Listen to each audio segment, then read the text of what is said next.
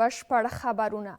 د دوحې ناستې په دویمه ورځ کې په سیمه ییز نښلېدو کې د افغانستان د رول په اړه یوه ناسته ترسره شوه. د اسلامي امارت د بهرنیو چارو وزارت دویم سیاسي مشر ذاکر جلال په خپل اکسپاڼه کې لیکلي چې په سیمه ییز نښلېدو کې د افغانستان د رول په اړه بحث دا ښیي چې د افغانستان په اړه تېرې کتنې بدلون کړی او ورو ورو به خپل ځای د اقتصادي ودې او پراختیا ته ورکړي. له بلې خوا د قطر لومړي وزیر سلاکار د دې ناستې په څنډه کې د افغانستان لپاره د ازبکستان د ځانګړي استازي سره لیدنه کړې ده. د قطر د بهرنیو چارو وزارت د خبرپاڼې پر بنسټ دواړو لوریو په دې لیدنه کې د دوه اړخیزو اړیکو او د هغه پیاوړتیا او همدارنګه له افغانستان سره د همکاریو د پراختیا په اړه خبرې کړې دي. د ملګرو ملتونو پراختیایي برنامه وایي افغانستان د هغو 10 هیوادونو له ډلې څخه دی چې د اقلیم بدلون له کبله ډېر تاوانونه زغملي دي. د دې بنسټ د راپور له مخې اوږدمهاله وچکالي، طوفانونه او د هوا ککړتیا د خلکو ژوند یې اغیزمن کړی دی. له بلې خوا د چاپیریال ساتنې ملي ادارې چارواکي وایي د اقلیم بدلون څخه د تاوانونو د کچې ټیټېدو لپاره د نړیوالې ټولنې همکارۍ ته اړتیا ده. افغانستان د هغو 10 هیوادونو له ډلې څخه دی چې د اقلیمي بدلون له کبله تر ټولو ډیر زیان لیدلی دی. د ملګرو ملتونو پراختیایي برنامه اعلان وکړ چې په سویلي ولایتونو کې 50 ورځې د دوړو او خاورو بادونو او په شمالي ولایتونو کې له 10 تر 13 ورځو طوفانونو په دغه سیمو کې میشت کسان زیانمن کړي دي. د یاد بنسټ په راپور کې راغلي چې په یو شمېر برخو کې به د اورښتونو کچه تر 10% راکمه شي. بر اساس گزارش‌ها افغانستان سالانه بیش از 400 میلیون دلار از ناحیه خشکسالی آسیب می‌بیند و در حین حال تا 350 میلیون دلار از ناحیه سیلاب، همین رقم کم شدن آب، کاهش محصولات زراعتی و حیوانی و از بین رفتن اکوسیستم ها، کاهش جنگلات ما، ذوب شدن یخچال ها به سرعت، تمام ازیا باعث شده که افغانستان به یک کشور آسیب پذیر و در حین حال کشوری که نتانه آمادگی لازم داشته باشه قرار داده. ما با ایجاد سدهای آبی می توانیم حداقل هم آبهای سطحی را مدیریت کنیم و هم آبهای زیرزمینی را تقویت کنیم. یک موضوع دوم کشت و زراعت سازگار با اقلیم منطقه. موضوع سوم حفظ پوشش گیاهی و یا ایجاد پوشش گیاهی و یا حفاظت از طبیعت افغانستان. د چاپیریال ساتنې ملي ادارې مسؤلین هم وایي چې افغانستان په مستقیم او غیر مستقیمه توګه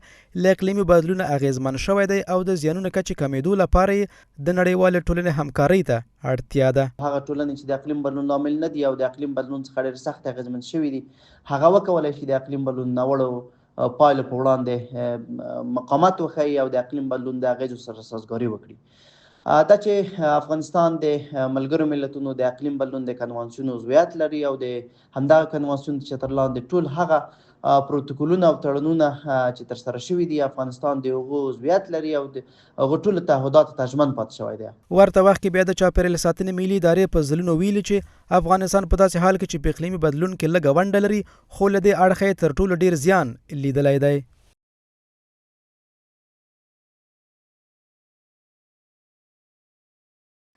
له نشهیي توکو سره د مبارزې موین د نشهیي توکو د قاچاق د مخنیوي لپاره د ګاونډیو هیوادونو د همکارۍ غوښتنه کوي. عبدالرحمن موریر په ازبکستان کې په یوه ناسته کې وایي اسلامي امارت په افغانستان کې د کوکنارو کښت صفر ته رسولی او افغانو کروندګرو ته د نړیوالې ټولنې لخوا د بدیل کښت په وړاندې کېدو ټینګار کوي. یو شمېر اقتصادي کارپوهان هم کروندګرو ته د بدیل کښت وړاندې کېدل د دوی د اقتصادي وضعیت په ښه کېدو او د نشهیي توکو د قاچاق او په کښت کې د مخنیوي لپاره مهم بولي. نشهیي توکو سره په مبارزه کې له افغانستان سره د ګاونډیو هیوادونو پر همکارۍ د نشهیي توکو پر وړاندې د مبارزې معین ټینګار. د کورنیو چارو وزارت اعلان وکړ چې عبدالرحمن منیر په ازبکستان کې د منځني اسیا هیوادونو د سیمه ییز معلومات د همغږۍ په ناسته کې ویلي اسلامي امارت چمتو دی ترڅو د نشهیي توکو قاچاق څخه په مخنیوي کې له ګاونډیو هیوادونو سره همکاري وکړي. نوموړي دغه راز په افغانستان کې د کوکنارو کښت صفر ته نږدې یاد کړی او افغان کروندګرو ته د بدیل کښت پر وړاندې کېدو ټینګار کړی دی. جناب منیر صاحب در سخنرانی خود خاطر نشان کرد که کشت، قاچاق و فروش مواد مخدر در افغانستان تقریبا به صفر کاهش یافته و به همکاری کشورهای عضو تاکید کرد.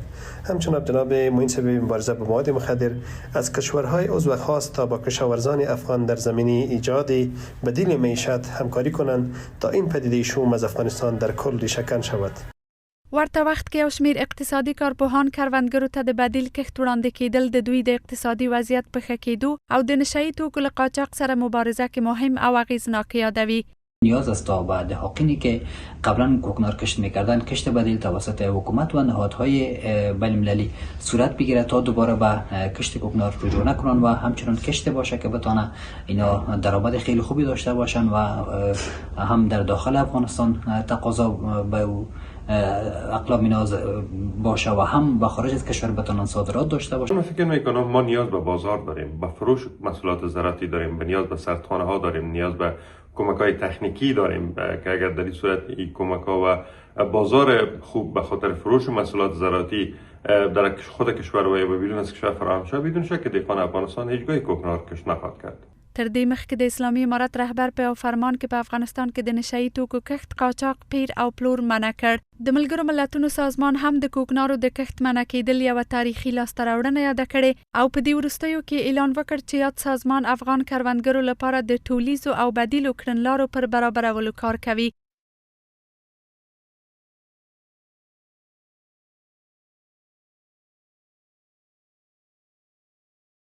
د رئیس الوزرا اقتصادي استازولۍ د عربي متحده اماراتو له یوه شرکت سره د همکارۍ سند له لاسلیک کېدو خبر ورکوي او د هغه پر بنسټ به د هیواد سوداګریز بندرونه له سره جوړ او د نوې ټکنالوژۍ سره سمبال شي. د اسلامي امارت چارواکي وایي پانګونه او د بندرونو عصري کېدل د هیواد د سوداګریزو توکو په وارداتو او صادراتو کې د اسانتیاوو د رامنځته کېدو لامل ګرځي.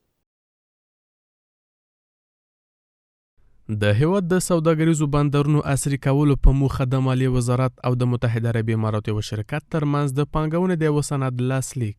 د اسلامي امارت مسؤلین وایي دغه اقدام د پانګونې زیاتېدو او د سوداګریزو توکو په صادراتو او وارداتو کې اسانتیا لپاره زمینه برابروي. د افغانستان په بندرونو کې پانګونه او عصري کول به د هیواد په وارداتو، صادراتو او د ترانزیت په چارو کې د پام وړ اسانتیاوې رامنځته، د سوداګریزو توکو جریان به چټک او اموال به بې له کوم خنډ او ځنډ څخه نړیوالو بازارونو ته رسیږي انشاءالله. د مالیې وزارت په استازیتوب د دوی نه غوښتنه کوو چې پر معیار برابر او صحیح خدمات زموږ په بندرونو کې تجاران ته وړاندې کړي. زموږ د هیواد مهم بندرونه چې تورخم او حیرتان دي چې دا زموږ د ترانزیت هغه اوله درجه بندرونه دي، دا موږ د دې سره پر مخ ځو او نور یې هم حمایت کوو. بل پلو دغه شرکت مسؤلین وایي د بندرونو عصري کول او تجهیز د سوداګرۍ د کچې زیاتېدو ترڅنګ د کار زمینه هم برابروي. خطتنا لتطوير هذه المنطقه دا د افغانستان اقتصادي خوځښت لپاره یو ښه فرصت دی. نن افغانستان په سیمه کې یو مهم هیواد دی او د مرکزي او سویلي اسیا ترمنځ یو مهمه اقتصادي لاره ده. د افغانستان اقتصادي وضعیت د مخ تګ په حال کې دی. له دې سره د اسلامي امارت چارواکو تر دې وړاندې هم ویلي چې په هیواد کې پانګونو او د سوداګریزو توکو د انتقالاتو بهیر لپاره د لا ډېرو اسانتیاو برابرېدو په موخه هڅې دوام لري.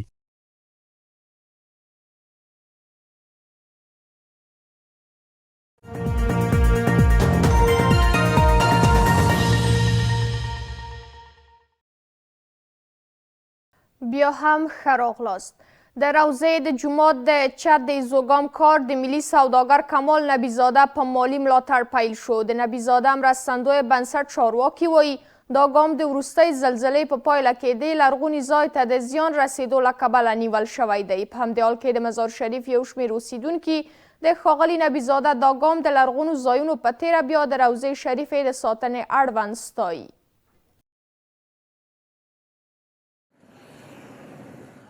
د ملي سوداګر کمال نبیزاده په مالی ملاتړ د روضې شریفې د جومات د چت ایزوګام چارو پیل. دغه اقدام د وروستۍ زلزلې له امله د دغه زیارت ودانۍ او تاریخي ابدې ته د زیان اوښتو او د ژمي موسم کې ورته د اوبو له رسېدو څخه مخنیوي په موخه تر لاس لاندې نیول شوی دی. د نبیزاده مرستندویه بنسټ د مسؤلینو په وینا د دغه جومات د چت مساحت له 15000 متر مربع څخه زیات دی او د ایزوګام کار به په اساسي توګه تر راتلونکو ورځو بشپړ شي.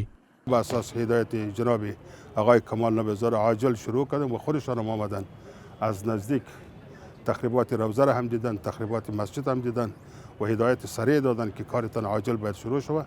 شما امروز میبینید که کار ما جریان داره و انشالله عن قریب مسجد ایزوگام میشه و انشالله از صدمه بعدی که به اثر بارش و برف اگر بارید جلوگیری شو. د نبیزاده مرستندویه بنسټ مسؤلین د غراز وایي ښاغلي نبیزاده په وروستیو کې په مزار شریف کې د حضرت علي زیارت څخه د لیدنې پر مهال ویلي چې د دې تاریخي ځای د ویجاړو شویو برخو جوړولو ته ژمن دی. دوی زیاتوي چې د روضې مبارکې د چت د ایزوګام چارو بشپړېدو په پایله کې به د هغې د ویجاړو شویو برخو مرمت کاري چې په وروستۍ زلزله کې ویجاړې شوې وي هم تر لاس لاندې ونیول شي.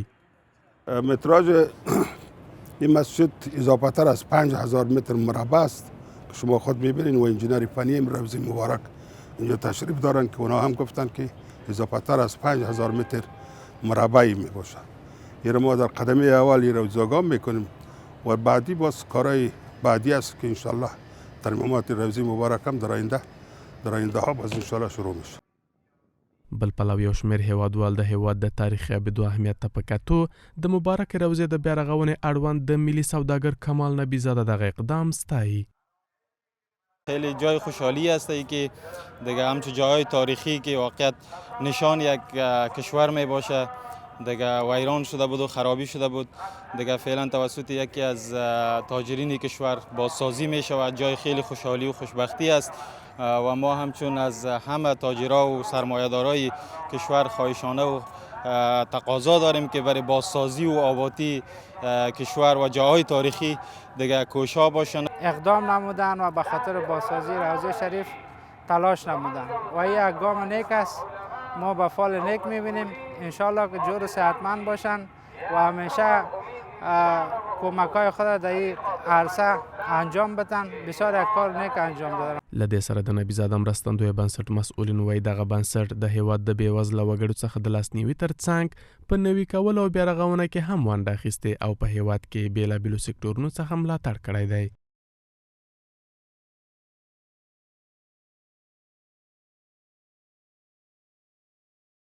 په بلخ کې د بوجۍ او تارو د تولید یوې فابریکې خپل فعالیت پیل کړ. دا فابریکه چې د 6 میلیون ډالرو په پانګونې سره جوړه شوې په ورځ کې د هغه د تولید وړتیا 20 ټنو ته رسیږي او د 200 ټنو لپاره هم د کار زمینه برابره کړې ده. له بلې خوا سیمه یي چارواکي وایي اسلامي امارت له کورني پانګونو څخه ملاتړ کوي. د بلخ په صنعتي ښارګوټي کې د بوجیو او تارو د یوې فابریکې جوړېدل. دغه فابریکه د شاوخوا 6 میلیون ډالرو په ارزښت جوړه شوې او د ورځني تولید ظرفیت یې 20 ټنو ته رسیږي. د دغه کارخونې مسئولین وایي هڅه کوي ترڅو د دغه فابریکې د تولیداتو کچه ډیره کړي. این فابریکه در بخش تولید تار و بوری‌های پلاستیکی فعالیت داره. خب تقریبا ما در این فابریکه در حدود 113 خط تولید داریم که 110 خط از این مربوط تار و مربوط بوری‌های پلاستیکی میشه و 3 خط تولید تار داریم. د یاد فابریکې فعالیت بهرنیو محصولاتو ته د اړتیا د کچې کمیدو ترڅنګ توانېدلی 200 تنه هیوادوالو ته د کار زمینه هم برابره کړي. د دغه فابریکې کارګر دغه راز په هیواد کې پر بیلابیلو سکتورونو پانګونه د اقتصاد د ودې او هیوادوالو ته د کار زمینه برابریدو لپاره مهم یادوي. زمانی که در کشور خود ما سرمایه گذاری میشه این به خاطر بلند بردن اقتصاد کشور ما و به خاطر امرار معیشت فامیل ها این فایده خود داره. تاجرین عزیز خواهش میکنیم به وطن عزیز ما سرمایه گذاری کنن، مثل چنین فابریکات تاسیس کنن که جوانان ما در اینجا مشغول به کار باشن. ورته وخت کې د بلخ سیمه‌ایز مسئولین وایي اسلامي امارت د صنعت او سوداګرۍ ودې ته ځانګړې پاملرنه لري او هڅه کیږي کورنیو تولیداتو ته هم بازار موندنه ترسره شي. موږ د صنعت د تقویې لپاره او د هغه د لا پیاوړتیا لپاره متعهد یو. د صنعت د تقویې لپاره موږ لازم برنامې او مدون میتودونه لرو ترڅو صنعت وده وکړي. بلخ د هیواد یو له اقتصادي زونونو څخه شمیرل کیږي او د وړاندې شویو شمیرونو پر بنسټ شاوخوا 2000 لوی او وړې فابریکې په دغه ولایت کې فعالیت کوي. دا و د دې مهال خبري ټولګه او په پای کې هم د سبا حوالات واورئ. په الله مو سپارم. ښه شپه ولرئ.